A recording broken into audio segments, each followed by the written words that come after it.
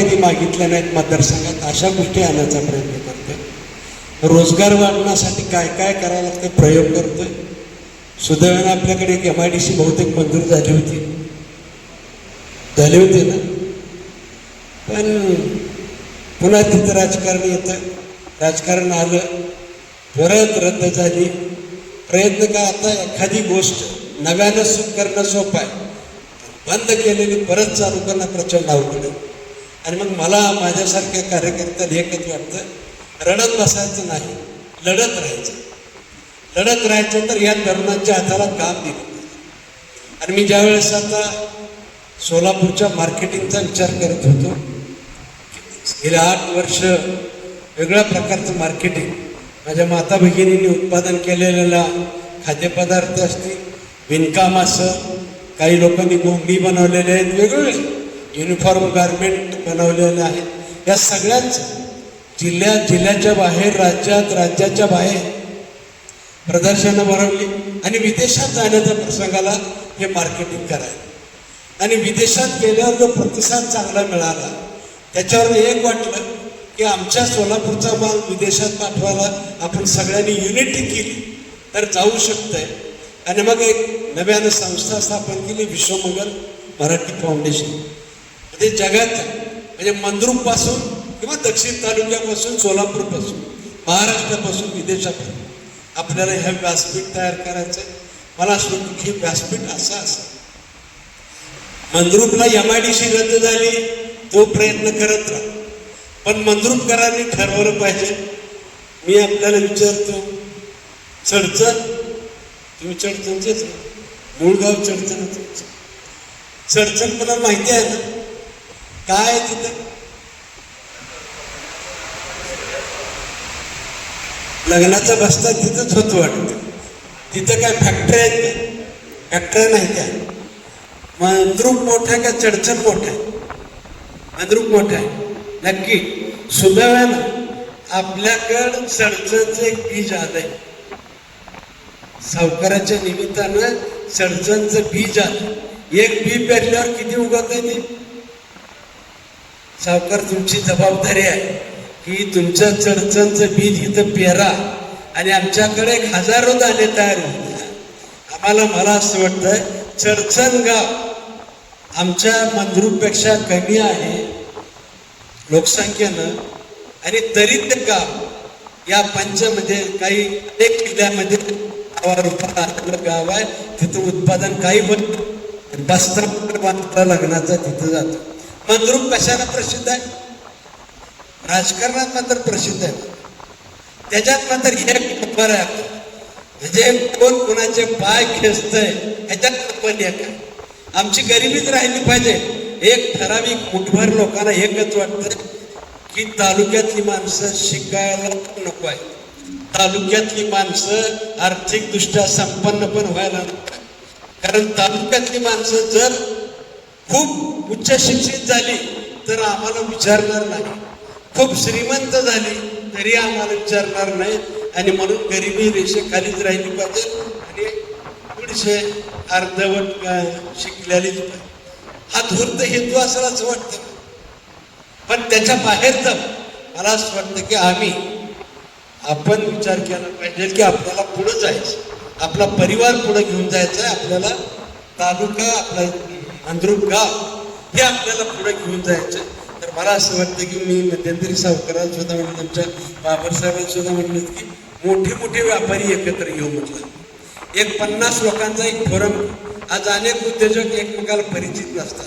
मंद्रुप गावातले जरी असले आणि महिना 15 दिवसातून एकदा बसू आपण, गावात संधी काय काय चर्चा करू, संध्या कोणत्याच गावातला एकमेकांचा व्यवसाय एकमेकाला कसा शेअर करतो. सुदैवाने ह्या परिसरामध्ये 15 ते 20 गावं येत आहेत. म्हणजे रोजचं आवक जावक चालू आहे. 40 गावांची जर इथं आवक जावक चालू आहे. पण मला असं वाटतं की एक मंद्रुप हे बाजारपेठ अशी झाली पाहिजे, या 40 गावाला सोलापूरला जायची पाळी.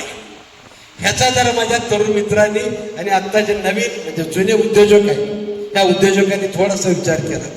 आज जसं की बाबरसाहेबांचा सिमेंट स्टीलचा व्यवसाय, म्हणजे स्टील बऱ्यापैकी आपल्या इथं जाते वाटतं. या पंचकृषीत पण जात. ह्या अशा अनेक गोष्टी आहेत, अनेक गोष्टी आहेत की ज्या इथंच तयार कराव्यात, इथंच विकाव्यात. इथलं उत्पादन मला नक्की माहिती नाही, म्हणजे इथं नेमकं काय तयार होतंय. आमचे मालक फर्निचर बाहेरून आणतात का इथं बनवतात. मला असं वाटतं की मला, मी परवा नातेपुत्याला आपल्यासारखी बैठक घेतली. नातेपुत्याला सर्वात जास्त फर्निचर तयार होते, बरोबर ना. नातेपुत ग्रामपंचायत असलेलं गाव, आत्ता नगरपंचायत झालंय, त्या गावात कितीतरी फर्निचर बनवणारी बनवणारी विक्रेते वेगळे आणि बनवणं वेगळं. तिथं बनवणाऱ्यांची संख्या खूप मोठ्या प्रमाणात आहे. आज अनेक राज्यामध्ये नातेपुत्यावरनं फर्निचर जात. आमच्या इथून काय जातं, काय जाते आमच्या इथून मात्र राजकारणाचं बीज मात्र बाहेर जाते बघा. तेवढं मात्र परफेक्ट जाते, बरोबर. मला असं वाटतं की इथून काहीतरी उत्पादन केलं. इथं किती जणांना आपल्या घराविषयी स्वाभिमान आहे, किती जणांना माझ्या मंद्रुप गावाविषयी स्वाभिमान आहे. आपल्याला आपल्या घराचा, आपल्या गावाचा, आपल्या तालुक्याचा, आपल्या जिल्ह्याचा स्वाभिमान असतो. आम्ही म्हणतो की आयात निर्यात, आम्ही 100% जर माल सोलापूरहून आणत असत, सोलापूरच्या बाहेरून आणत असत, तर आम्ही इथं जे उद्योजक आहे या उद्योजकांनी विचार केला पाहिजे, हा माल आमच्याकडे कसा तयार आहे, त्याच्यावरती चिंतन आम्ही केलं पाहिजे. आणि आजची जी बैठक आहे, मी बैठकीत भाषण करायला आलं. माझी विनंती आहे, इथं आलेल्या महिला व्यवसाय किती आहे, व्यवसाय करणाऱ्या, म्हणजे घरकाम सोडून, नोकरी सोडून काहीतरी स्वतःच्या घरात, स्वतःच्या उदरनिर्वाहासाठी काम करणाऱ्या महिला किती आहेत. जर आमच्या महिला काहीच करत नसतील, ह्यांना वेळ भरपूर आहे, घरकाम झाल्यानंतर काय करायचं ह्याची पंचायत आहे. आणि हे सारखं सारखं बचत गटाचा एक विषय. बचत गटात काय केलं जातं, फक्त पैसे घेणं, संसारात वापरणं आणि ते परत नियमितपणे काम करून परत, पण उत्पादनात त्याचा परिवर्तन होत. मला असं वाटतं की महिलांनी उत्पादन जर मोठ्या प्रमाणात केलं, तुमच्या उत्पादनाला विक्रीची सोय करायची जबाबदारी मी घेतो. त्यासाठी ज्या काय गोष्टी लागतील तुम्ही उत्पादनाची आधी तयार करा. तुम्हाला विणकाम चांगलं जमतंय, तुम्हाला खाद्यपदार्थ चांगले जमतात, तर त्यासाठी काय करावं लागतं, तुमच्याकडे असलेला आयडिया द्या. त्या आयडिया तुम्हीच राबवायच्या द्या. आणि तिथं जिथं अडचणी तिथं माझ्यासारखे काम. ह्याच्यामध्ये व्यवसायदार किती जण, व्यवसाय करणारे किती जण, बरे.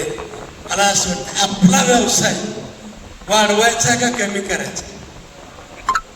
तुमचा व्यवसाय वाढवायचा आहे तर माझी विनंती आहे, वाढवण्यासाठी कच्चा माल तुमच्याकडे आहे का, कच्चा माल तुम्हाला गरज आहे का, तुम्हाला प्रोसेस करायची आहे का, प्रोसेस करायचं प्रशिक्षण पाहिजे का, प्रशिक्षण झाल्यावर पॅकिंगचं प्रशिक्षण पाहिजे का, पॅकिंग नीट करता येते त्याचं मार्केट आहे का, त्याला विक्रीची सोय आहे का, विक्रीची बाजारपेठ कुठं आहे का, ह्या ज्या गोष्टी आहेत. आणि सगळ्यात महत्वाचं अर्थसहाय्य असतं.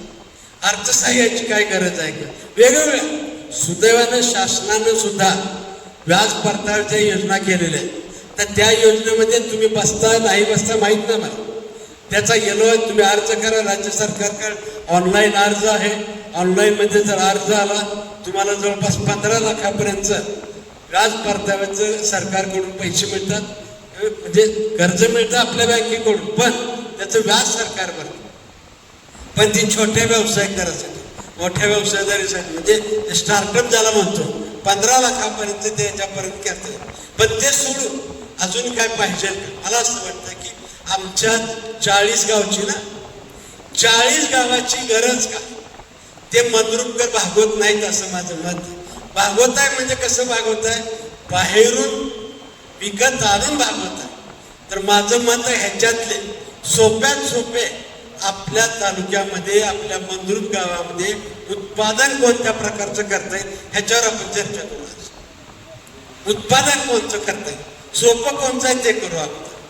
आणि मग पुन्हा अवघडच्या ह्याच्यात मला असं वाटतं की कोणीतरी व्यावसायिकदारांनी एकेकाने यावं, आपला व्यवसाय सांगावा आणि हीच पोरं आपण काय करू, ते तुम्हाला जे वाटतं एक 50 लोकांची टीम तयार, 8-5 दिवसांत बसू आपण, एकमेकाचा व्यवसाय एकमेकाला शेअर कसा करता, माझ्या विचार माझ्यामुळं तुमचा कसा व्यवसाय वाढेल, तुमच्यामुळं माझा कसा व्यवसाय वाढेल, अगोदर माझी भावना तुम्हाला सहकार्याची असावी आणि नंतर तुमच्याकडे मी अपेक्षा करावी.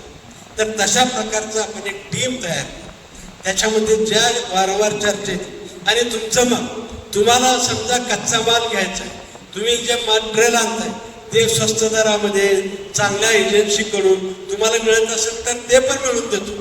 कारण आपण तालुका स्तरावर टीम करतोय, जिल्हा स्तरावर टीम करतोय, राज्य स्तरावर एक टीम करतोय, परराज्यात सुद्धा एक टीम करतोय आणि परदेशात सुद्धा अशा टीम करायचा प्रयत्न करतोय. त्याच्यावर विदेशात पहिली टीम दुबईला व्हायला गेली.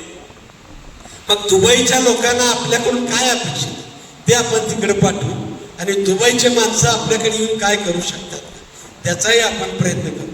जसं व्यवसायाचा प्रयत्न करतोय तसं मला असं वाटतं की आपल्या ह्या भागात शैक्षणिक म्हणजे उच्च शिक्षणाचं प्रमाण कमी असल्यामुळं त्याचं मूळ कारण प्राथमिक शाळा वाटल्या आणि प्राथमिक शाळा सुद्धा भौतिकदृष्ट्या आणि बौद्धिकदृष्ट्या सुद्धा कशा सुधारता येतील त्या पण मी करण्याचा प्रयत्न करतोय. पण या ठिकाणी आज व्यवसायावरती चर्चा व्हावी असं वाटतंय. तुमच्या गरजा, तुमच्या अपेक्षा, तुम्हाला सरकार म्हणून काय अपेक्षित आहे, व्यक्तिगत सुभाष देशमुख म्हणून काय अपेक्षित आहे, लोकमंगल परिवार म्हणून काय अपेक्षित आहे, हे जर केलं तर मंद्रुप एक नावारूपाला येईल. तालुक्यात तर आहे मंद्रुप चांगलं गाव, नाही शंका नाही, पण जिल्ह्यात सुद्धा मंद्रुप गाव कसं नावारूपाला येईल, जिल्ह्यात आल्यावर राज्यात सुद्धा कसं येईल, ह्याच्यासाठी आपण सगळेजण मिळून प्रयत्न करावा. त्याच्यामुळे व्यावसायिकदारांनी समोर यावं, आपला व्यवसाय सांगावा, त्यातली गरज सांगावी. तुमचा व्यवसाय काय, अनेकाला तुमचा व्यवसाय सुद्धा माहिती नसतो. शेजारी असतं आपल्याला, गावात आहे, पण खरोखरच आम्हाला इथं हे मिळतंय अनेकांना माहिती नसतं. हे व्यासपीठ आहे, विश्वमंगल फाउंडेशनचं हे व्यासपीठ आहे. या व्यासपीठावरनं तुमच्या व्यवसायाचा प्रचार ह्या सर्वांनी करायचा आहे आणि तुम्ही त्यांच्या व्यवसायाचा प्रचार करून आपण मंद्रुप गावाचं नाव लौकिक करण्यासाठी आपण एकत्र आलो. मला असं वाटतं की 10 तरी लोकांनी पुढे येऊन आपला व्यवसाय काय आहे आणि समाजाकडून गावाकडून काय अपेक्षा आहे ते सुद्धा जरा विचार करावा.